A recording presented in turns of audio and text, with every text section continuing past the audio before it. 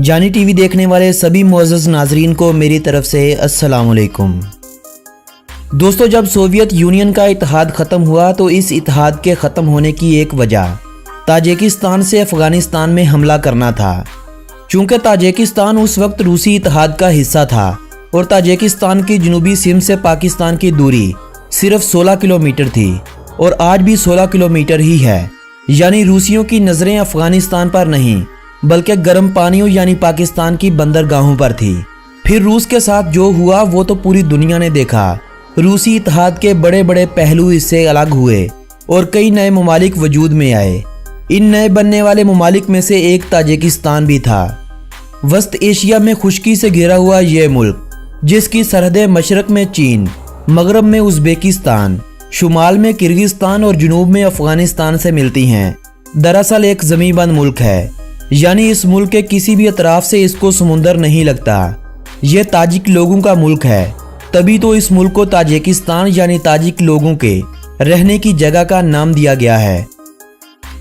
Tajikistan के बारे में मज़ीद मालूमात हासिल करने के लिए हमारी इस वीडियो को मुकम्मल देखिएगा और जिन दोस्तों ने अभी तक हमारे इस चैनल को सब्सक्राइब नहीं किया उन दोस्तों से गुजारिश है कि हमारे इस चैनल को सब्सक्राइब कर लीजिए और साथ मौजूद घंटी के बटन को भी दबा दीजिए ताकि सैर सियाहत और मालूमात पर मबनी कोई भी वीडियो आप दोस्तों से कहीं मिस ना हो जाए।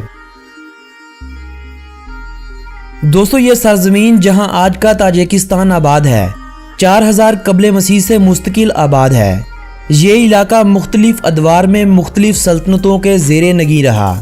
कबले मसीह में ये इलाका बाख्तर की सल्तनत का हिस्सा था। आखिरी अदवार में इसके कुछ हिस्से पर सिकंदर आज़म ने अपनी फतह व कामरानी का परचम लहरा दिया, लेकिन बहुत जल्द ये इलाका मुकामी कबाइल के कंट्रोल में चला गया। 7वीं सदी ईस्वी में कोई भी ताकत इस्लामी सल्तनत का यहाँ रास्ता न रोक सकी। अब्बासी दौर के अवाखिर में सल्तनत इस्लामिया के मुख्तलिफ हिस्सों पर नई रियासतें वजूद में आ रही थीं, तो अव्वलीन रियासतों में यहाँ कायम होने वाली एक रियासत सामानी सल्तनत भी थी, जिसने समरकंद और बुखारा के शहर बनाए, जो बाद में ताजिकों के सकाफती मरकज बने। बाद अज़ां कुछ अरसा यहाँ मंगोलों ने भी आर्जी कब्जा किया। सल्तनत रूस का हिस्सा बनने से पहले ये इलाका काफ़ी अरसा सल्तनत बुखारा का हिस्सा भी बना रहा। 19वीं सदी में रूसी सल्तनत ने वस्त एशिया में अपने पंजे गाड़ने शुरू कर दिए और ताजिकिस्तान पर भी कब्जा कर लिया। पहली जंग अजीम के खात्मे के बाद वस्त एशिया में रूसियों के खिलाफ मुसलमानों की एक तहरीक चली। इस तहरीक यानी बसमाची तहरीक ने रेड आर्मी के खिलाफ ज़बरदस्त मज़ाहमत की, लेकिन रूसियों की तरफ से इस तहरीक को बिल्कुल कुचल दिया गया और यह इलाका रूसी इत्तेहाद का हिस्सा बन गया। इश्तराकी दौर में यहाँ मज़हब खासकर इस्लाम को बहुत ज़्यादा नुकसान पहुँचाया गया। मस्जिदों और मदारस को बंद कर दिया गया। रूसी इत्तेहाद के बाद रूस ने वस्त एशिया की इन रियासतों में सबसे कम तवज्जो ताजिकिस्तान पर दी। ये इलाका तर्ज ज़िंदगी, तालीम, सेहत और सनत में दूसरे सभी ममालिक से पीछे रह गया। 1990 में जब रूसी इत्तेहाद ज़वाल का शिकार हुआ तो ताजिकिस्तान ने भी दूसरे ममालिक की तरह अपनी आज़ादी का ऐलान कर दिया। पाकिस्तान और तुर्की दुनिया के उन ममालिक में से एक थे जिन्होंने सबसे पहले ताजिकिस्तान की आज़ादी को तस्लीम किया था।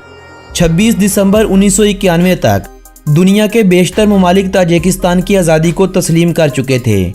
2 मार्च 1992 को अक़वाम मुत्तहिदा ने भी इस मुल्क की आज़ादी को तस्लीम कर लिया, लेकिन इस अरसे के दौरान यानी सिर्फ 1.5 साल के अरसे के दौरान इस मुल्क ने तारीख की वो खाना जंगी देखी जो ना तो पहले कभी देखी थी और ना ही शायद दोबारा कभी देखे।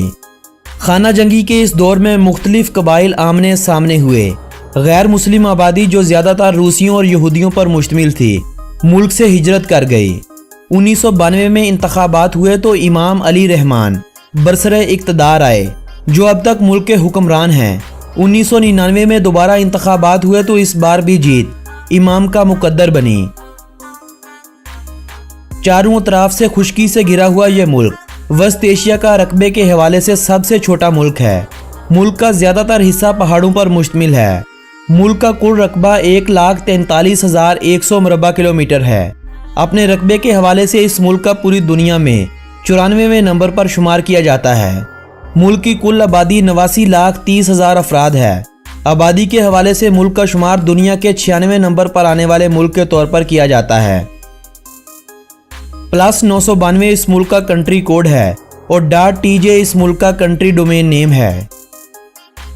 यह मुल्क पाकिस्तान के शुमाल में वाखान कॉरिडोर से पाकिस्तान और ताजिकिस्तान के दरमियान सिर्फ 16 किलोमीटर की दूरी पर वाक़ है, लेकिन दोनों ममालिक के दरमियान टाइम का कोई भी डिफरेंस नहीं है। दोनों ममालिक 2008 से बाकायदा अपनी तिजारत को फ़रोग दे रहे हैं, लेकिन दोनों ममालिक के दरमियान जब तक अफ़गानिस्तान का मसला हल तलब पड़ा है, ये अपनी तिजारत को रूज पर नहीं लेकर जा सकते। इसी रास्ते से ताजिकिस्तान पाकिस्तान और ईरान को सस्ती बिजली देने का वादा करता है, तो पाकिस्तान भी इसी रास्ते से बज़रिया ट्रेन वस्त एशियाई ममालिक में अपने ताल्लुकात को मजबूत करने का अज़म लिए फिरता है और दोनों ममालिक अब बहुत जल्द अफ़गानिस्तान के मसले को हल होता देख भी रहे हैं और आपसी ताल्लुकात को बेहतर होते भी देख रहे हैं। पाकिस्तान में कमोबेश 12 लाख ताजिक आबाद हैं। ये ताजिक ताजिकिस्तान की आज़ादी के बाद होने वाली खाना जंगी के दौरान पाकिस्तान में मुंतकिल हो गए थे। कुछ तो मुल्क के हालात के बाइस यहाँ चले आए थे। इनमें से कुछ तो हालात सही होने के बाद वापस चले गए, लेकिन ज़्यादातर पाकिस्तान के शुमारी इलाका जात जिनमें चित्राल और गिलगित का इलाका है वहीं बस गए। रूसी इत्तेहाद से आज़ादी के बाद कुछ अरसा तो इस मुल्क में रूसी रूबल का इस्तेमाल होता रहा, लेकिन बाद अज़ां ताजिकिस्तानी रूबल मुतारफ़ करवा दिए गए। लेकिन अक्टूबर 2000 ईस्वी में रूबल को ख़त्म करते हुए मुल्की करेंसी को सोमोनी का नाम दिया गया। ये नाम ताजिक कौम के बाब इस्माइल सामानी के नाम पर करेंसी को दिया गया था, जो 10वीं सदी में ताजिकिस्तान के हुक्मरान गुजर चुके थे।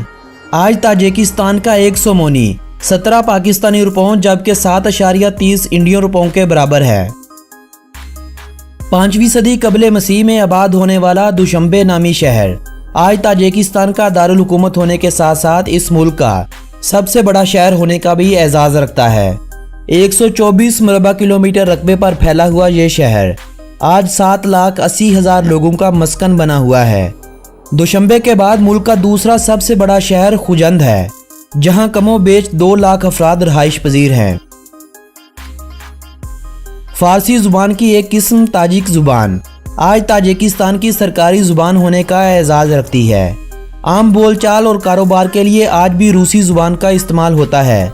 साल 2009 से पहले सरकारी सतह पर भी रूसी ज़ुबान का बाकायदा इस्तेमाल होता था, लेकिन साल 2009 के बाद ये इख्तियारात ताजिक ज़ुबान के पास चले गए।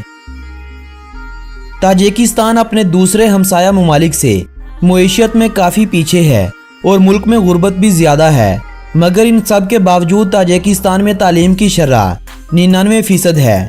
तालीम की तरफ अवाम के इस लगाव के पीछे सोवियत दौर में फ्री और आला तालीम का वो निज़ाम आज भी कार फरमा है, जिसे रूसियों ने यहाँ अपने आखिरी दौर में मुतारफ़ करवाया था। सेहत के हवाले से इस मुल्क में अभी बहुत नए इकदाम करने की ज़रूरत है। इंसानों की औसतन उम्र यहाँ 68 साल के करीब है। सुन्नी मुस्लिम इस मुल्क में सबसे ज़्यादा आबाद हैं। मुस्लिम आबादी के 97% लोग मुसलमान हैं। 1.5% मसीही आबादी भी यहाँ आबाद है और बाकी 1.5% में आपको दूसरे कई मज़ाहब से जुड़े लोग नज़र आएंगे। कुश्ती की एक किस्म कुश्तीगिरी इस मुल्क की कौमी खेल है। मुल्क की दूसरी सबसे मकबूल खेल बुज़कशी है। इस खेल को खेलने का अंदाज पोलो की तरह होता है, लेकिन इसमें बाल की जगह एक मरी हुई बकरी का इस्तेमाल किया जाता है। मुल्क की तीसरी सबसे मकबूल खेल फुटबॉल है। आज़ादी के बाद इस मुल्क ने 4 ओलंपिक्स गोल्ड मेडल अपने नाम कर रखे हैं। रग्बी यूनियन भी अब इस मुल्क में मकबूल होता एक खेल बन रहा है। 2012 से बाकायदा मुल्क की क्रिकेट टीम भी और एक अदारा भी कायम है, लेकिन क्रिकेट के दीवाने यहाँ बहुत ही कम पाए जाते हैं। इस मुल्क में कुल 26 एयरपोर्ट्स हैं। दुशंबे इंटरनेशनल एयरपोर्ट ही ज़्यादातर इंटरनेशनल फ़्लाइट्स के लिए इस्तेमाल किया जाता है, जबकि रशिया से आने वाली कुछ फ़्लाइट्स खुजंद इंटरनेशनल एयरपोर्ट का इस्तेमाल भी करती हैं। मुल्क की सबसे बड़ी एयरलाइन सोमोन एयर है। जो कि उज़्बेकिस्तान, कजाकिस्तान, रशिया, चीन, जर्मनी, तुर्की और दुबई के लिए अपनी उड़ान भरती है। मुल्क में कुल 680 किलोमीटर रेल का जाल बिछाया गया है, जो कि ताजिकिस्तान को रशिया, उज़्बेकिस्तान, तुर्कमेनिस्तान और कजाकिस्तान जैसे ममालिक से जोड़ता है। मुल्क में 28,000 किलोमीटर सड़कों का जाल बिछाया गया है। अलबत्ता छोटे छोटे देहात को जाने वाली बहुत सारी सड़कें आज भी पुख्ता नहीं की गई हैं। ताजिकिस्तान को अगर दरियाओं का मुल्क कहें तो ये कहना भी गलत नहीं होगा, क्योंकि इस मुल्क में दरियाओं की बहुतात है।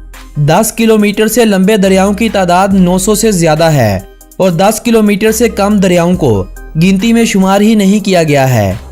528 किलोमीटर लंबा दरिया बरतांग इस मुल्क का सबसे बड़ा दरिया है और 524 किलोमीटर लंबाई का हामिल वक्श दरिया दूसरा सबसे बड़ा दरिया है। मुल्क का 2% रकबा कुदरती झीलों ने अपने घेरे में ले रखा है। मुल्क में मौजूद झीलों की तादाद 20 के करीब है।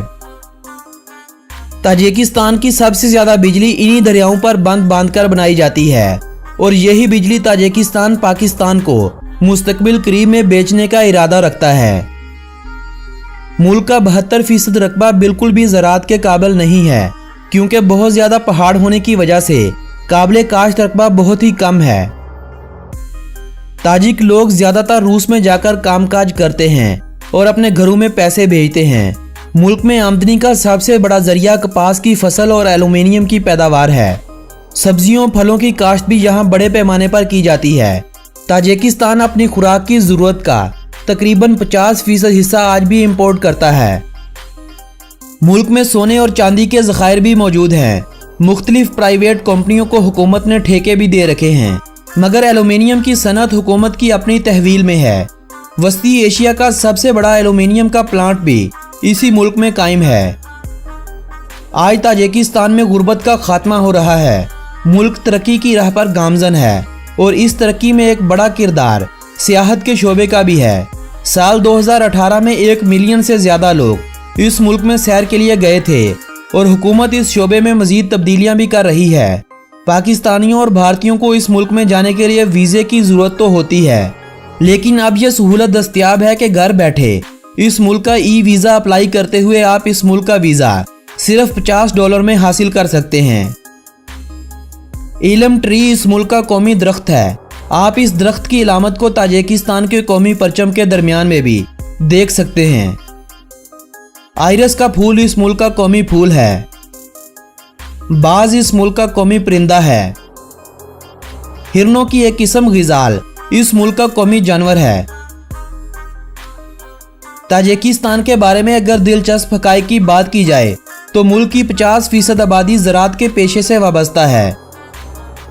ताजिकिस्तान के दारुल हुकूमत दोशंबे में लगा फ्लैग दुनिया का दूसरा सबसे ऊंचा फ्री स्टैंड फ्लैग है। ताजिकिस्तान में 2 यूनेस्को हेरिटेज साइट्स भी हैं। दुनिया का अजीम तजारती रास्ता जिसे सिल्क रूट यानी शाहराए रेशम कहा जाता है, इसी मुल्क से गुजरकर दुनिया को चीन से मिलाता है। ताजिकिस्तान की 99% बिजली की जरूरत को हाइड्रो पावर सिस्टम से पूरा किया जाता है। ताजिकिस्तान में बना नोरेक डैम दुनिया का सबसे ऊंचा और दुनिया का दूसरा सबसे लंबा डैम है। ताजिकिस्तान के सदर के बेटे की साल 2007 में शादी हुई, जिसमें सदर इमाम अली रहमान ने गाना भी गाया और डांस भी किया। किसी ने वीडियो बनाकर यूट्यूब पर डाल दी। हुकूमत की तरफ से यूट्यूब को मुतलका वीडियो हटाने की दरख्वास्त की गई। अमल ना करने की सूरत में यूट्यूब को ताजिकिस्तान में बैन कर दिया गया था, जिसे काफ़ी अरसे बाद दोबारा खोला गया था। ताजिकिस्तान की 32% आबादी पॉवर्टी लाइन से नीचे ज़िंदगी गुजारने पर मजबूर है। ताजिकिस्तान अपने मुल्क में इस्तेमाल होने वाली गैस का एक बड़ा हिस्सा उज़्बेकिस्तान से खरीद करता है। ग्रीन टी ताजिकिस्तान का नेशनल ड्रिंक है। ताजिकिस्तान के खाने रूसी, अफगानी और उज़्बेक खानों से मिलते जुलते होते हैं। पुलाव ताजिकिस्तान की नेशनल डिश है। ताजिकिस्तान का ज़्यादातर इलाका पहाड़ी होने की वजह से ये सरजमीन हमेशा से ज़लज़लों की जद में रही है और ये भी एक हकीकत है कि जितना जानी नुकसान इस मुल्क में कुदरती आफात से हुआ है, इतना कभी किसी जंग से नहीं हुआ। दोस्तों, ये थी ताजिकिस्तान के बारे में दिलचस्प मालूमात पर मबनी एक मालूमाती और तफरीही वीडियो। अगर ये वीडियो आप लोगों की मालूमात में इजाफे का सबब बनी हो तो इस वीडियो को अपने अजीज़ो अहबाब के साथ व्हाट्सएप और फेसबुक वाल पर शेयर करते हुए अपनी पसंदीदगी का इजहार लाजमी कीजिएगा। मेरी हौसला अफजाई के लिए इस वीडियो को लाजमी लाइक कर दीजिएगा। अगली वीडियो किस मुल्क के बारे में होनी चाहिए, अपनी राय का इजहार बजरिया कमेंट हमारे साथ करते रहिए। आप दोस्तों से मुलाकात होगी ऐसी ही किसी मालूमाती वीडियो के जरिए। तब तक के लिए अपने इस दोस्त मोहम्मद नबील को दीजिएगा इजाज़त। अल्लाह निगहबान।